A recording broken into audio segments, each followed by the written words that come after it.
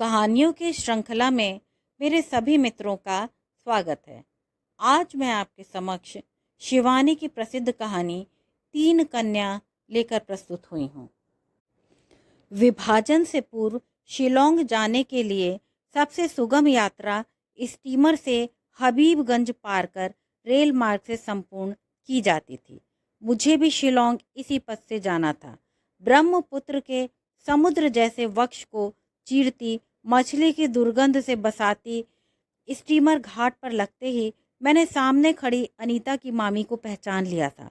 मुझे हबीबगंज में रहने में असुविधा होगी यह जानकर मेरी सहपाठिन अनीता ने अपनी मामी को पत्र लिख दिया था। तुम्हें स्टीमर से लिवा ले जाएंगी, मामी को कैसे पहचानोगी? पूछती हो? वह जोर से हंसी थी। शंख सा रंग, लंबा कद, माथे से भी बड़ा जूड़ा और गोद में मोम की गुड़िया सी बेबी। अनीता के वर्णन में कहीं भी अतिशयोक्ति दोष नहीं था। गोद में बेबी तो नहीं थी, पर साथ में दो दुबली पतली रिकेटी सांवली लड़कियां थीं। इतनी सुंदरी मामी की ऐसी घिनौनी जुड़वा पुत्रियां कैसे हो गई होंगी, मैं सोच रही थी। कुछ बच्चे ऐसे भी होते हैं जिन्हें चेष्टा करने पर भी दोहराया नहीं जाता। दोनों लड़कियां ऐसी ही थी। मुझे लेने मामी अपनी विक्टोरिया गाड़ी लाई थी। गाड़ी का कलेवर जीर्ण शीर्ण हो गया था, किंतु खिड़कियों पर रेशमी झालर के पर्दे लगे थे और कोचवान की ठसकेदार मूछें और भड़कीली वेशभूषा देखकर स्वामिनी का रोब मुझ पर यथेष्ट छाने लगा था। विक्टोरिया गाड़ी चली तो मामी ने पर्दा खोल दिया। लो देखो, यह मेरी हबीबगंज। एक नर्सरी राइम में तुमने भी तो पढ़ा होगा, एक टेढ़ा शहर था जहाँ का बूढ़ा, उसकी लाठी, यहाँ तक कि माइल स्टोन भी टेढ़ा था। ऐसा ही टेढ़ा शहर है यह। सचमुच में दंग रह गई थी। हर मकान की छत टेढ़ी, खिड़की टेढ़ी, द्वार टेढ़े, यहाँ तक कि पेड़ों के तने भी मुझे अजीब भुतहे से टेढ़े मेढ़े लग रहे थे। सुना, बहुत पहले भूकंप के भयानक भ्रकुटी विलास ने इस अभागे हबीगंज की सृष्टि लय कर दी थी। मामी बोली, अभी नहीं, छठे छमाहे भूकंप होता रहता है। इसी से हर मकान की नींव देख रही हो ना, जमीन से कितनी ऊंची है। यह लो, यह आ गया हमारा बंकिम महल। तीनों मीनारें टेढ़ी होकर लद गईं। चौथी टूटी तो फिर बनाई ही नहीं। आओ सुनत दो, मामी ने बाहर से ही पुकारा। नीतार हिंदुस्तानी ऐसे छे, अजी सुनते हो? नीता की हिंदुस्तानी सहेली आ गई है। पर यह तो हम बंगालियों से भी अच्छी बंगला बोलती है। वह हंसकर मुझे अपने पति के कमरे में खींच ले गई। जहाज से छप खट लेटे, सवा गज के हुक्के की जरीदार नली गुड़गुड़ाते मामा बाबू उठ बैठे। एशो माँ एशो, यह मेरा टेढ़ा बूढ़ा, देयर वॉज ए क्रोकेड मैन, कहती मामी हंसती हंसती दूरी हो गई। सचमुच ही उनका बूढ़ा टेढ़ा था। पक्षाघात से उसके दोनों पैर दो विभिन्न दशाओं को मुड़े तोड़े थे। बड़ी बड़ी आंखें बैल किसी भावनाहीन फटी फटी बाहर को निकली और डरावनी लगती थी। नाक सुडौल पर खड्ग की धार सी तीखी थी। मूछें और दाढ़ी बुंदेलखंडी रजवाड़ों की सज्जा से बीच में विभक्त कर कान तक उठाकर चिपकाई गई लगती थी। क्षण भर को मुझे लगा था बूढ़ा नकली दाढ़ी मूछें लगाकर किसी सस्ती नौटंकी में अभिनय कर लौटा है। अप्सरा सी सुंदरी मामी और डाकू से भयानक चेहरे वाले यह बूढ़े। रात भर मुझे वहीं रहना था। न जाने कैसे अनजान भय की सिहरन मेरी रीढ़ की हड्डी से सरसराती नीचे ऊपर उतरने लगी। तुम आके देखे, मैं भय पेछे गो, तुम्हें देखकर लड़की डर गई है जी, मामी ने हंसकर अपने पति से कहा। बूढ़ा बड़ी देर तक हो कर हंसता रहा और हंसने से उसकी रामडोल सी तोंद तुल तुल करती हिलती ही रही। मामी का महल वास्तव में दर्शनीय था। दर्जनों नौकरानियां थीं। कोई मछली काट रही है, कोई कमरे पोंछ रही है, कोई उनकी दो काली मरघिन्नो लड़कियों को घुमा रही है। मामी ने बड़े यत्न से मुझे 2 दिन रखा। तीसरे दिन मैंने जाने की जिद की तो तुनक गई। वाह वाह, पहली बार ननिहाल आई हो, ऐसे कैसे जाओगी? ढाका की फूलदार साड़ी, नूतन गुड़ के संदेश, घर के नारियल का तेल और भी न जाने क्या क्या उपहार में साथ में बांधकर बड़े स्नेह से मामी ने विदा किया था। गोदी की छोटी लड़की बेबी को साथ लेकर वह मुझे पहुंचाने स्टेशन भी आई थी। इसी मार्ग से लौटोगी, समझी? कहीं गुवाहाटी होकर मत चली जाना, उन्होंने कहा था। पर मुझे फिर गुवाहाटी से होकर ही जाना पड़ा। मामी से एक कृतज्ञ पत्र की विदा लेकर मैं लौट आई थी। अचानक 20 वर्ष बाद उनसे ऐसे फिर मिलना होगा, सोच ही कौन सकता था। मेरे बंगले के सामने का चौराहा शायद प्रयाग का सबसे मुखर चौराहा था। एक सड़क सीधी संगम को चली जाती थी। माघ मेले को इंद्रधनुषी भीड़ का संगम पहले इसी चौराहे पर होता है। काकरेजी, कछोटा, कसी पैंजना, झमकाती बुंदेल ललनाएं, नाक की दाईं बाईं ओर हीरे की लौंगों के नन्हे सर्चलाइट जगमगाती, दक्षिणी तीर्थ यात्रियों से भरे तांगों का जुलूस दिन डूबने तक सड़क की रंगीनी बनाए रखता है। मेडिकल कॉलेज को जाती कतारबद्ध श्वेतांबरी नर्सों को देखकर कभी कभी दंग रह जाती हूँ। एक सा ठप्पा, एक सी हंसी और एक से जुड़े। लगता है एक ही नमूना पेटेंट कर दर्जनों परिचायिकाएं बनवा ली गई हैं। कभी कभी इमली को ताक कर फेंका गया ढेला गलत निशाने पर बैठता है और देखते देखते ही उद्दंड स्कूली बालकों की बानर सेना मेरी खिड़की का शीशा चूर चूर कर देती है। ऐसे ही एक ढीले का शब्द सुनकर मैं बाहर निकली तो देखा ढेला खिड़की पर नहीं, रिक्शा पर जाती एक महिला के माथे पर लग गया है। रिक्शा वाला एक से एक चुनी गालियां देता दहाड़ रहा है और आसपास छोटी मोटी भीड़ जमने लगी है। महिला बेहद घबराई लग रही थी और उनका छोटा सा रुमाल खून से रंग गया था। मुझे न जाने क्यों संभ्रांत महिला की अपदस्थता देखकर तरस आ गया। आइए ना, भीतर घाव धोकर डेटॉल लगाने से ठीक रहेगा। पास ही अस्पताल भी है, ना हो तो ड्रेसिंग करवा लीजिए, मैंने कहा। भीड़ हट गई। महिला ने बड़ी कृतज्ञता से रुमाल हटाया और मैंने पहचान लिया।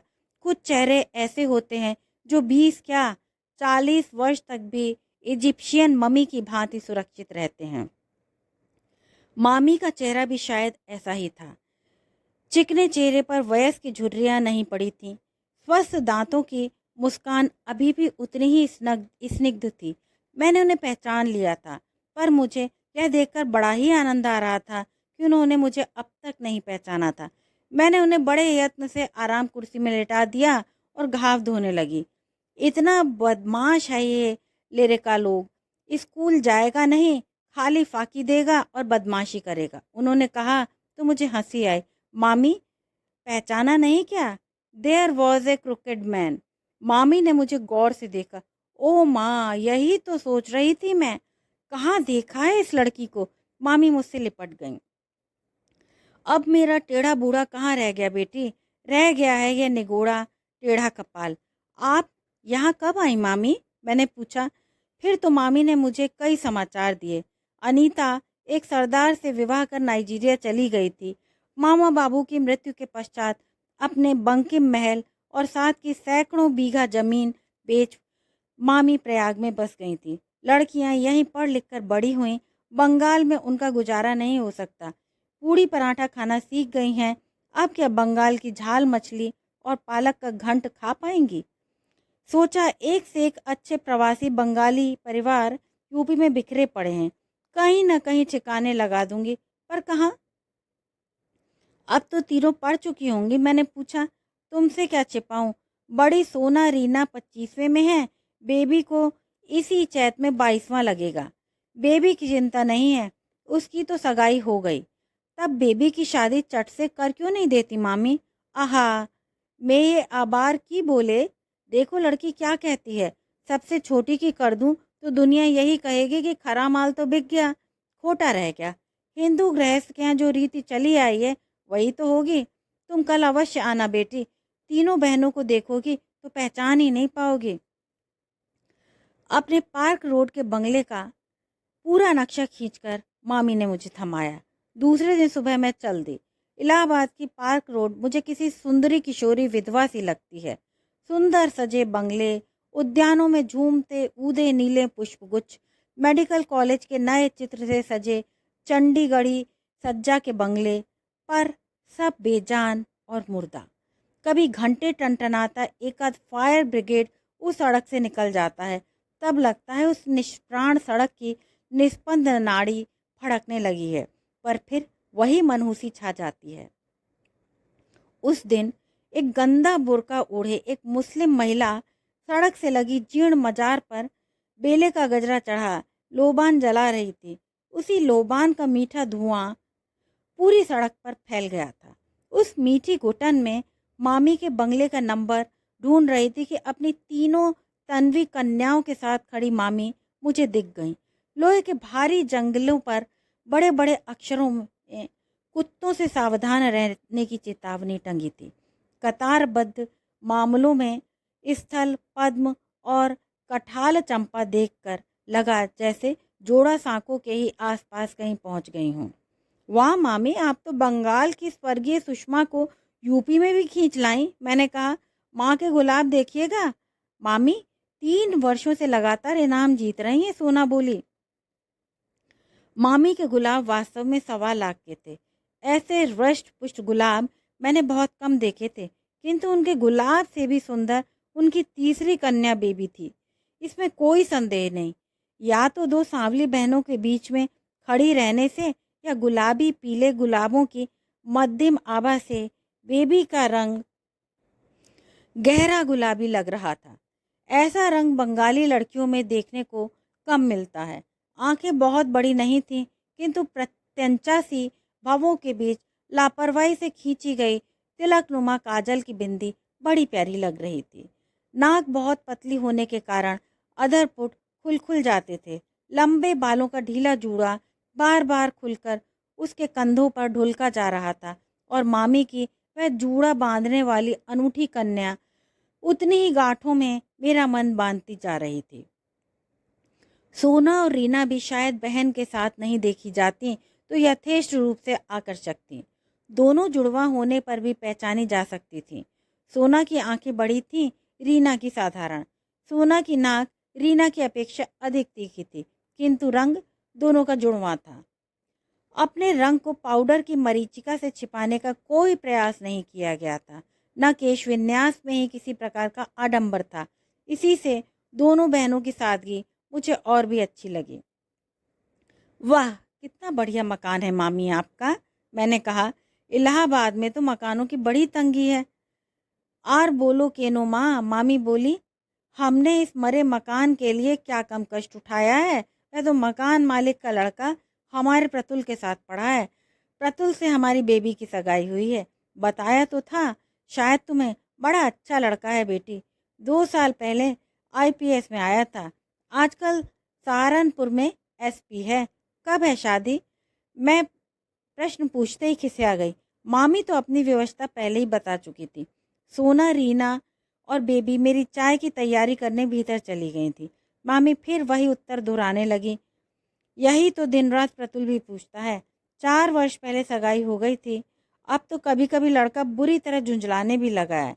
कोई और होता तो धता बता देता है, पर हाथ में आए रत्न को कैसे गंवा दूं, इसी से दुधारू गाय की लात भी सहती रहती हूँ। सोना रीना के लिए दिन रात एक एक लड़के ढूंढ रही हूँ। विवाह कर क्यों नहीं देती मामी? आजकल यह सब कौन मानता है? मेरी ही छोटी ननद, मैं बात पूरी भी नहीं कर पाई थी कि मामी की 3 कन्याएं खान पान का बहुत सामान लेकर आ गईं। बड़ी देर तक गपशप में घर लौटना भी भूल गई। फिर तो प्रायः ही तीनों बहनें मेरे यहाँ आ जाती। सोना नागपुर में डॉक्टर थी, रीना चंडीगढ़ में पढ़ रही थी, बेबी की सगाई हो चुकी थी। इसी से वह माँ के पास रहकर घर का काम सीख रही थी। पर मुझे उसे देखकर लगता था 4 वर्षों में उसने घर का आवश्यकता से अधिक काम सीख लिया था और वह अपनी 2 कुंवारी बहनों और विधवा माँ के सहवास में बुरी तरह ऊबने लगी थी। इसी बीच मेरे पति को विज्ञान परिषद के एक जलसे में 3 महीने के लिए वियना जाना पड़ा। उस बीहड़ बंगले में रहने का मुझे साहस नहीं हुआ। सामने भयावह कंपनी बाग के अहाते, जिसमें आए दिन राहगीरों को छुरा मारने की घटनाएं अखबार में छपती रहती थी। मैंने मामी की शरण ली। क्या अपने सुंदर बंगले के 2 कमरे सबलेट करने की कृपा करेंगी? ओ माँ, सबलेट ना, और कुछ। तू अपनी ननिहाल जाती तो वहाँ भी किराया देती क्या? उसी दिन मैं अपना सामान ले आई। मेरा अपना चूल्हा फिर मामी के यहाँ जल ही कहाँ पाया। नित्य मुझे मामी की रसोई में जीमने का निमंत्रण रहा। कल सोना जा रही है, उसे चंद्रपुली बहुत पसंद है। रीना के साथ मछली के कटलेट बनाकर रखे जा रहे हैं। बिना मांस मछली के बेबी के गले नीचे गस्सा नहीं उतरता। पति के विदेश गमन से प्रोषिता पत्नियों के कलाइयों के कंगनों का विरह दुख से बाहों के अनंत बन जाने का वर्णन प्राचीन कवियों ने किया है।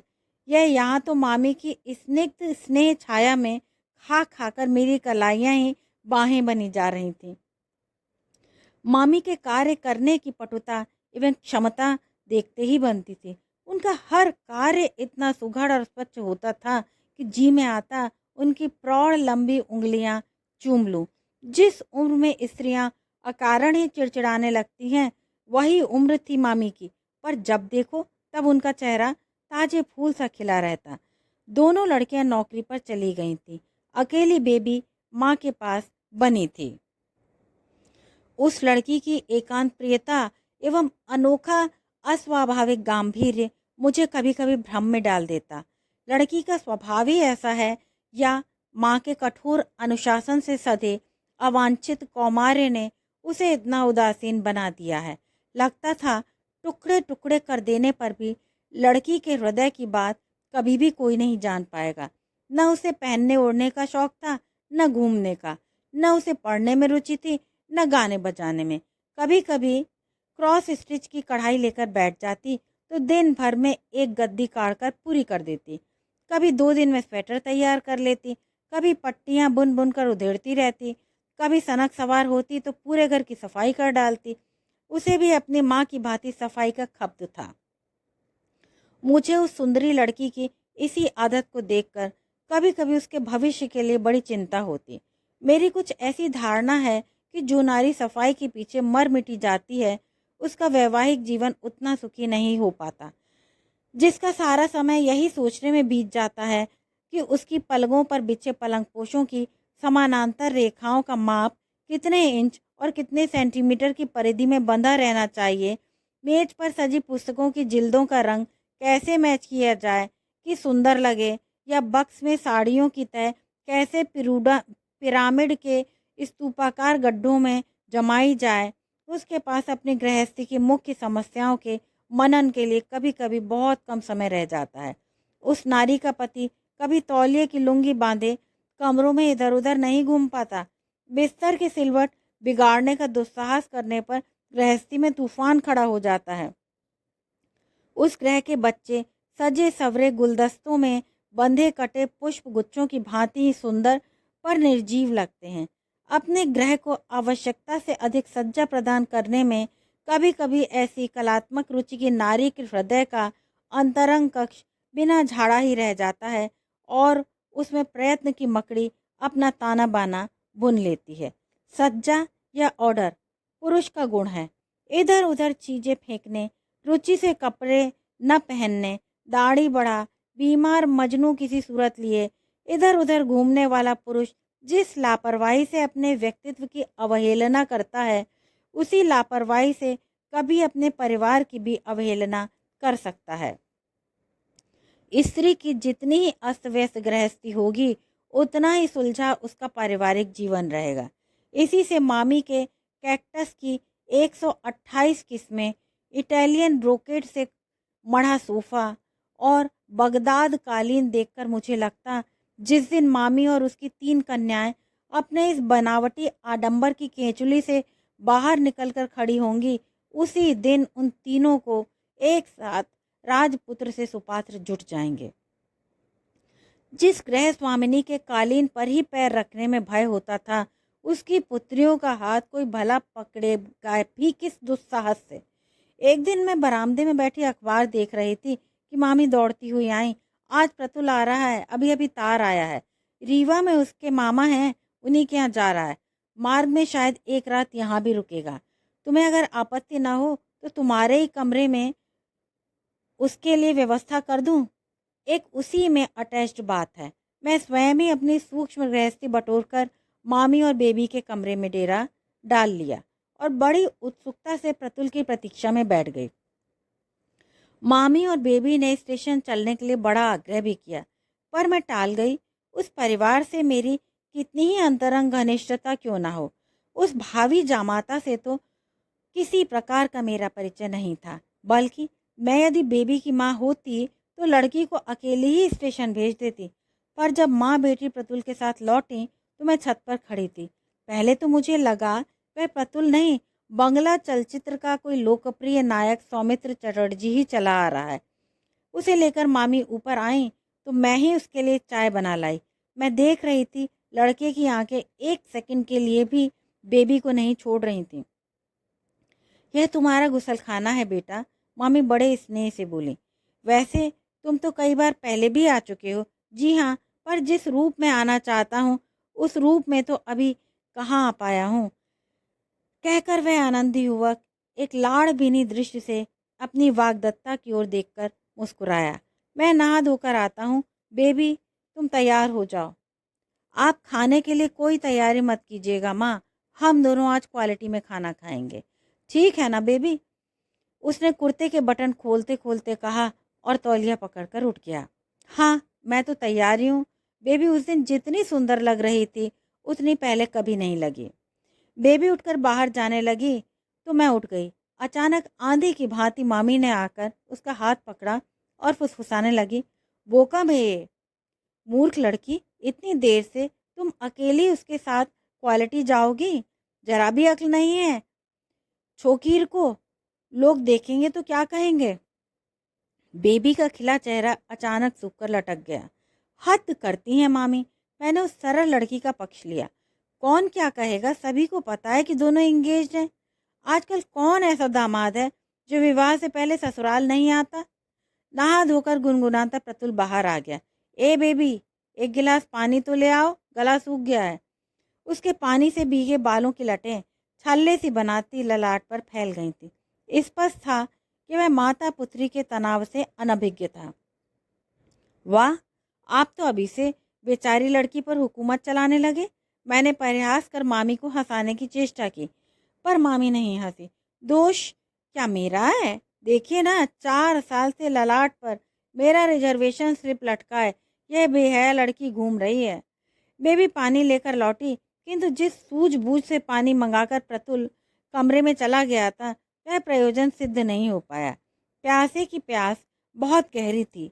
जल वाहिका के साथ साथ मामी भी कमरे में जम गईं और देश की बिगड़ती खाद्यान्न स्थिति का लेखा जोखा देती भावी जामाता को बोर करने लगी। मैं अपने कमरे से सब सुन रही थी। मामी उन दोनों को एक भी क्षण एकांत का अवसर नहीं दे रही थी। मुझे मन ही मन मामी की अल्प बुद्धि पर क्षोभ हो रहा था। जमाना कितना बढ़ गया है, इसका उन्हें कोई ध्यान ही नहीं था। मैं तो उन्हें पहली ही बार कई बार समझा चुकी थी। लंबी सगाइयां विदेशियों को शोभा देती हैं, हम भारतीयों को नहीं। उनकी सगाई संयम की दुहाई नहीं मांगती, आदर्श के घेरे में नहीं बांधी जाती। इसी से उस सगाई को सुगमता से निभाया जा सकता है। पर संस्कार रज्जु बद्धा मामी की समझ में कुछ नहीं आया था। हुआ वही जो मुझे भय था। रात के 8 बजे 9, 10, 11 सब एक एक कर बजते रहे, पर मामी बेबी के पीछे निरंतर छाया सी घूम रही थी। प्रतुल का कंठ स्वर क्रमशः ऊंचा होता जा रहा था। यह आपकी सरासर जाती है। बेबी मेरी वाग्दत्ता पत्नी है, मैं इसे जब चाहूं घुमाने ले जा सकता हूँ। सच पूछिए तो मैं इस लंबी सगाई से ऊब गया हूँ। पता नहीं कब आपकी गुणवंती कन्याओं का विवाह हो और कब मेरे इस नीरस जीवन का अंत हो। जितनी बार भी आया हूँ आपने यही असहयोग आंदोलन किया है। आज इस बात का फैसला करके रहूँगा। मामी ने उत्तर में पता नहीं क्या गुनगुन की कि लड़के का पारा एकदम ही चढ़ गया। तो जाइए, अपनी 3 कन्याओं का ढोल गले से बांध घूमती रहिए, मैं जा रहा हूँ। समझ लीजिए अब कभी नहीं आऊँगा। एक बार फिर पूछता हूँ, बेबी चलोगी मेरे साथ घूमने? मैं अपने कमरे से चीख चीख कर उत्तर देना चाह रही थी। हाँ चलेगी प्रतुल, अवश्य चलेगी। बड़े प्रयत्न से मैंने अपने को रोका। बेबी का उत्तर कतिपय विवश सिसकियों में आया, पर मामी का कठोर कंठस्वर अचानक कर्कश होकर गूंज उठा। नहीं नहीं, 100 बार नहीं। क्या समझा है? राय बहादुर बनर्जी परिवार की कुंवारी लड़की रात आधी रात चौक बाजार में घूमती फिरेगी? कितना नासमझ मूर्ख युवक है वह। मैं सोचने लगी, ऐसे अवसरों पर छल बल से भी तो काम लिया जा सकता है। यदि वह यहाँ पहले आ चुका है तो अवश्य जान गया होगा कि मामी के कमरे का द्वार रात भर खुला रहता है। यही उनकी एकमात्र दुर्बलता है। बंद दरवाजे के भीतर उन्हें नींद नहीं आती। बेबी की खाट एकदम द्वार से सटी लगी है और एक बार नींद आने पर मामी के कानों में नगाड़े पीटकर भी कोई उन्हें नहीं जगा सकता। इतनी भी बुद्धि नहीं है तो लड़की को लेकर भाग क्यों नहीं जाता? ठीक है, मैं जा रहा हूँ। प्रतुल शायद सचमुच ही चला गया, क्योंकि बेबी की सिसकियाँ मेरे कमरे के निकट आती गईं। मामी उसे निश्चय ही घसीट कर ले जा रही थी, क्योंकि बीच बीच में बोका में पागल लड़की का स्वर आ रहा था। अचानक भद्द सी आवाज़ हुई और कटे पेड़ सी बेबी मेरे पास के पलंग पर आ गिरी। मेरी समझ में नहीं आया उसे आश्वासन दूं या नींद का बहाना बनाकर लेटी रहूं। नींद का बहाना बनाने में ही मुझे लाभ दिखाई दिया। प्रतुल सचमुच ही लौट कर नहीं आया। बेबी कई दिनों तक अपने कमरों में सिसकती रही। मुझे उस मूर्ख लड़की की अकर्मण्यता पर बड़ा दुख होता, पर बचपन से ही माँ के कठोर अनुशासन ने उसकी रीढ़ की हड्डी को तोड़कर रख दिया था। कोई बात नहीं, मामी कहती, बंगाल की धरणी क्या योग्य युवकों से एकदम रीति हो गई है। इसी वर्ष 2 लड़के आईपीएस में आए हैं। एक का तो पिता भी डीआईजी है। बड़ी शाल में उसकी ननिहाल है, वहीं मेरी बढ़ती हैं। आज ही लिखती हूँ, ऐसे ऐसे बीसियों प्रतुल तेरी जूतियाँ चाटेंगे। पर बेबी को जैसे जूतियाँ चटवाने की कोई आकांक्षा ही नहीं थी। इसी बीच में अपने बंगले में लौट आई थी। पति और बच्चों के साथ जब पहाड़ यात्रा से लौटी तो मामी से मिलने गई। बेबी की दोनों बहनें छुट्टियों में फिर आई हुई थी और 3 कन्याओं की उपस्थिति ने घर बहुत हद तक पिछली उदासी से झाड़ पोंछ दिया गया था। फिर एक से रंगों के कार्डिगन बुने जाने लगे। फिर से 3 दिन के 3-3 शो सिनेमा देखे जा रहे थे, किंतु 3 जोड़ा आंखों में एक जोड़ा आंखों की उदासी अभी भी पूर्ववत थी। कल हम लोग सब माघ मेला जाएंगे। अमावस का नहान है। वहाँ 190 वर्ष के एक बाबा जी आए हैं। सबके प्रश्नों का उत्तर देते हैं। आप भी चलिए ना, बड़ा आनंद आएगा, सोना बोली। माँ को हम प्रश्न नहीं पूछने देंगे। मंजली रीना सबसे मुखर और हटीली थी। मैं जानती हूँ यह क्या पूछेंगी। क्या? मैंने हंसकर पूछा। वही निरर्थक प्रश्न, हम तीनों का विवाह कब होगा? सिली, कहकर वह हंसने लगे। पर आपको चलना होगा मासी। आपको चलना ही होगा, बेबी ने कहा। तो मैं उसकी करुण याचनापूर्ण दृष्टि निमंत्रण टाल नहीं सकी। कभी मैंने उसका पक्ष लिया था, शायद उस कृतज्ञता को भूल नहीं पाई थी बेचारी। मामी ने एक बड़ा सा बजरा किराए पर ले लिया था। अन्य यात्रियों से भरी नावों की अपेक्षा हमारा हल्का फुल्का बजरा सर्राटे से तैरा जा रहा था। 3 कन्या एक दूसरे से माथा सटाए एक से रंगों के 3 कार्डिगन मशीन की तेजी से खटाखट बुनती जा रही थी। अचानक गीत गाती ग्रामीण स्त्रियों से भरी एक नाव हमारे पास से गुजर गई। देख रीना, वह नीली साड़ी वाली ग्राम्या कितनी सुंदर लग रही है, सोना ने कहा। और देखूं दीदी, कहती दोनों बहनें आगे की ओर झुक गईं। नाव तिरछी हो गई। मैंने भी उत्सुकतावश नीली साड़ी वाली को देखने के लिए दृष्टि फेरी। मैंने जिसे देखा उसे शायद 3 कन्याएं नहीं देख पाईं। एक सरकारी पुलिस की नाव में 3-4 लाल पगड़ीधारी रोबदार थानेदार खड़े थे, जैसे लखनऊ के बने मिट्टी के खिलौने हों। स्वयं नाव खेता कंधे में कैमरा लटकाए पार्श्व में अपनी अग्निवर्ण सुंदरी असमी पत्नी को लिए प्रतुल मुस्कुराता खड़ा था। मैं मामी से सुन चुकी थी कि उसने एक असमी बरुआ लड़की से विवाह कर लिया है। कहिए, कैसी हैं आप सब? खूब भेंट हुई। वह अपनी नाव को तेजी से खेता एकदम इतने निकट ले आया कि इस रोबदार सरकारी नाव की टक्कर खाकर हमारा जीर्ण शीर्ण बजरा डगमगा गया। लग रहा था उसने जानबूझकर ही ऐसा किया है, क्योंकि उसकी दुष्टतापूर्ण आंखें प्रतिशोध की चिंगारियां बरसा रही थीं। वह केवल बनियान और पैंट पहने नाव चला रहा था। नीली जर्सी गले से बंधी झूल रही थी। नंगी चौड़ी ताम्र वर्णित छाती दर्पण सी चमक रही थी। मामी प्रस्तर प्रतिमा सी चुपचाप बैठी थी। सोना और रीना को जैसे सांप सूंघ गया था। दोनों के हाथ की बुनाई गोदी में गिर गई थी। अकेली बेबी मंत्रमुग्ध दृष्टि से अपने खोए उस रत्न को निहार रही थी जिसे उसने अयत्न और अवज्ञा से गंवा दिया था। न उस दृष्टि में द्वेष था, न घृणा, न प्रतिशोध, न करुणा, था केवल प्रेम, अबाध निश्चल प्रेम। जानती है मिसेस बनर्जी, उसने मामी की ओर देखकर कहा। तो तीनों बहनें चौंक पड़ी। आज तक उसने मामी को कभी इस विदेशी संबोधन से नहीं डसा था। मेरी इस पत्नी को विवाह से पूर्व मेरे साथ रात आधी रात घूमने में कभी कोई आपत्ति नहीं रही। वह हंसा और धीमे अंग्रेजी चलचित्र के नायक के स्वर में फुसफुसाया, good bye and good luck. तीन कन्या।